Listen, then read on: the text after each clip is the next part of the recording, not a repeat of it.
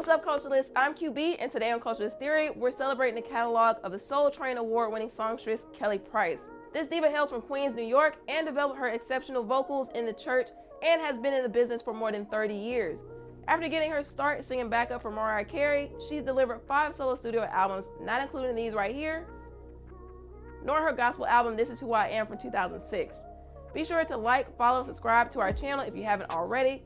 Also, if the spirit moved you, feel free to use that super thanks button to bless us with a few extra coins to keep the list coming. We also have exclusive content on Patreon, so tap in over there as well. With all that out of the way, let's get to it. Number 5, Sing, Pray, Love, Volume 1, Sing. Having visions of a 3-part album released over time is one thing, but for it to actually come to fruition is another. Just ask Maxwell about his Black Summer's Night series. KP put out an EP in 2021, but 2014's Sing, Pray, Love Volume 1 is her last full-length album to date. While we can only speculate as to why the series never progressed past Volume 1, we can certify that it's not because of diminished vocal abilities. Price lets her emotions carry Last Night while doing a fantastic job of covering Chaka Khan's Through the Fire. The lone single, It's My Time, is an upbeat esteem booster acknowledging exactly what the song title states. Kelly finally gets to see Karma bite someone else on Confessions with Her, a duet featuring Algebra Blessed where AB plays a cheated on woman who doesn't know what to do about her conniving man. Even better is the song's surprise ending. The other duet here, Back to Love with Ruben Studdard, is an upbeat jam that seemed radio ready, but instead is a missed opportunity and remains a deep cut. The album's finale, Metamorphosis, with its jazzy vibes, display just how effortlessly her voice can meld onto any arrangement she's presented with. What's missing from this volume of music are the 2 or 3 songs that make you feel some kind of way and grab you by the heartstrings. Don't get it misconstrued though, Sing, Pray, Love is a worthwhile listen, even if portions of it don't stay with you as long as some of her prior material. Number 4, Kelly. After being away from the R&B side of the industry for nearly a decade, Kelly was back with longtime collaborator Warren Campbell on hand to produce more than half of this self-titled album. The most lauded works of their labor undoubtedly being Not My Daddy, featuring Mint Condition lead vocalist Stokely Williams, a breezy duet that also picked up a pair of Grammy nods the following year. And You Don't Stop will certainly keep you from sitting down too long, and KP called it right on Feel So Good, because that's exactly how you'll feel after giving this a few spins.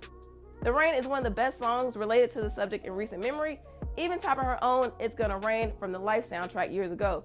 If you haven't seen that movie by now, shut your mouth and your fat ass, boy. Vibrant is the way to describe her vocals on Tired, but whether or not you put this one on repeat is debatable.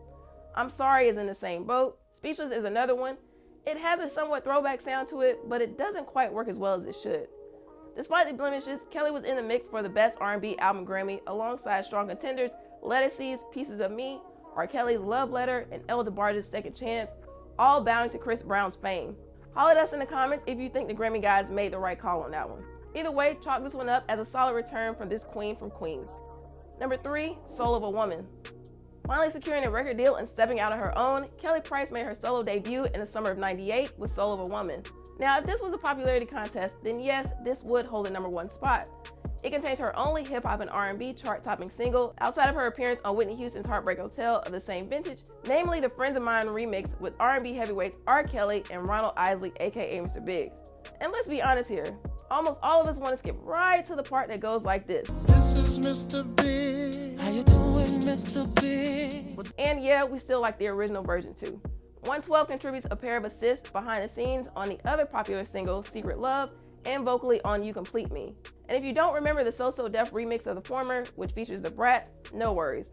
We're sure they want to keep it that way.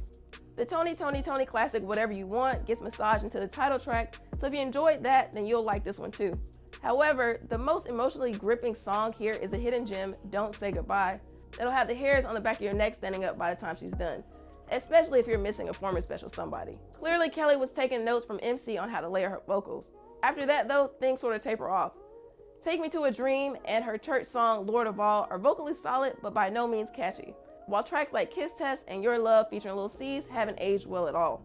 No matter the issues, Soul of a Woman was a commercial success with more than 1 million sold and just missing the top of the hip-hop and R&B charts, a plausible effort to boot up a decades-long career. On top of being one of the backbone singers of Mariah's hits including Fantasy, Anytime You Need a Friend, and a perennial holiday favorite All I Want for Christmas, Kelly Price gave life to many others as well. Most notably, uncredited vocals on a slew of Bad Boy related joints including, but not limited to, Biggs' Mo Money Mo Problems, Puff Daddy's Do You Know, Feels So Good by Mace, and Deluxe's I Wanna Thank You. Considering the fate of the majority of Bad Boys artists, do you think she made the right call and that it turned out to be a blessing in disguise she never signed with them? Also, what's your take on her gospel albums? Do you prefer her staying in that lane or continue to straddle the line between that and R&B? What's that saying? You can take the girl out of the church, but you can't take the church out of the girl? Let your fingers do the talking down in the comments below. All right, on to the top 2. Number 2, Mirror Mirror. Strangely, this album, as well as her 2003 follow-up, Priceless, are currently locked away from streaming services by Def Soul. Yet her 2001 Christmas album on the same label is widely available. It's a real shame since they're some of Kelly's most polished works. Of course, there are the singles You Should Have Told Me and the Shirley Murdoch cover As We Lay, which she absolutely slayed, but Kelly isn't one of those artists with only good singles and can't back it up on the albums. There's a confessionary ballad, All I Want Is You, with crooners KC and the late great Gerald Levert, the chimes and acoustic guitar-laden lullaby that features her offspring, and the symphony-backed title track that finds Price lamenting over the man she's in love with being blind to her existence. Finding his way back into the fold, R. Kelly penned a memorable hook to sing along with on At Least the Little Things, and again, those layered vocals. However, we're left pining for the full-length collaboration versus the national anthem interlude we received. Which then segues into She Wants You, as Miss Price makes it known that she's not about to fall into a Friend of Mine Part 2 type situation. Surprisingly, the Method Man lace Like You Do is just mid at best, and Three Strikes musically sounds exactly like a product of its time, making it easy to skip in the present day. However, the grand closing makes up for them on Love Set You Free, which, for simplicity purpose, we'll just say features everybody on it. Mirror Mirror would be Kelly's last project to move 1 million+ units, but best believe not the last one to delight countless ears and souls alike. Number 1, Priceless. Third time's a charm, right? Yes, her first 2 albums are unquestionably profound, but this one right here? Tell you what, when you can find another singer who can flip the Brady Bunch theme into a dope little intro about a project child whose voice would one day touch millions, and not come off corny, get back to us. She continues her story on the single Someday before getting into the joyous You Make Me Feel, duetting with BFF Faith Evans on Sister, and finally hitting the sweet spot on her collab with Keith Murray on Take It to the Head. With no supporting music video ever produced, the song only hit 125 on the hip hop and R&B chart, which is yet another missed opportunity. Instead, we got a clip for the Grammy-nominated He Proposed, a nice song for sure, but not one with the highest replay value if we're being real. Raphael Sadiq sprinkled some sugar over So Sweet with his slow and seductive groove, whereas Eric Clapton plucked some hella fine guitar strings on again. And while Frankie Beverly and Maze's Joy and Pain has been bitten off countless times before, Kelly's use of it mixed in with the new elements and her childhood memories on Back in the Day works very well here.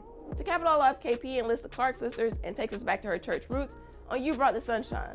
Another uplifting tune you'll want to run back again and again, especially if you're doing that Sunday cleaning. No, Priceless isn't her most popular nor her highest selling album, but if you're seeking a real tasty concoction of ear candy and R&B form from a stellar vocalist, this is where you want to be. We know not everyone's gonna agree with us on this one, but song for song, replay value, and music variegation, we think we got this one right. As always, feel free to type your piece, run down your favorites, and everything else in between in the comments below. And if you missed our rankings of Mariah Carey and Faith Evans, you can check those out right here, or tap into the playlist I already made for you.